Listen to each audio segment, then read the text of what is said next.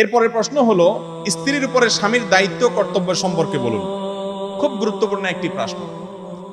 আমাদের দেশে স্বামীর প্রতি স্ত্রীর কর্তব্য কি, এই ওয়াজে শুধু বেশিরভাগ শোনা যায়, ঠিক না ঠিক? মহিলাদেরকে ওয়াজ করতে করতে করতে করতে বেচারীদেরকে আমরা কোণঠাসা রাখি, কিন্তু পুরুষরা আমরা মাশাআল্লাহ নিজেকে রাজা রাজা ভাব মনে হয়, তাই না? অথচ স্ত্রীর যেরকম অনেক কর্তব্য আছে স্বামীর প্রতি, স্বামীরও অনেক কর্তব্য আছে স্ত্রীর প্রতি, ঠিক না ঠিক? স্বামীর যে সমস্ত কর্তব্য আছে তার মধ্যে এক নম্বর কর্তব্য হলো, আল্লাহ কোরআনে বলেছেন ওয়াশিরুহুন্না বিল মারুফ, স্ত্রীর সাথে সদাচরণ করতে হবে, সদ্ব্যবহার করতে হবে, সুন্দরভাবে জীবন যাপন করতে হবে, ছেঁচড়ামি করা যাবে। বহুত পুরুষ আছে সংসার করা ঠিক আছে বউয়ের সাথে, কিন্তু ছেঁচড়ার মতো সংসার করে, আছে না নাই?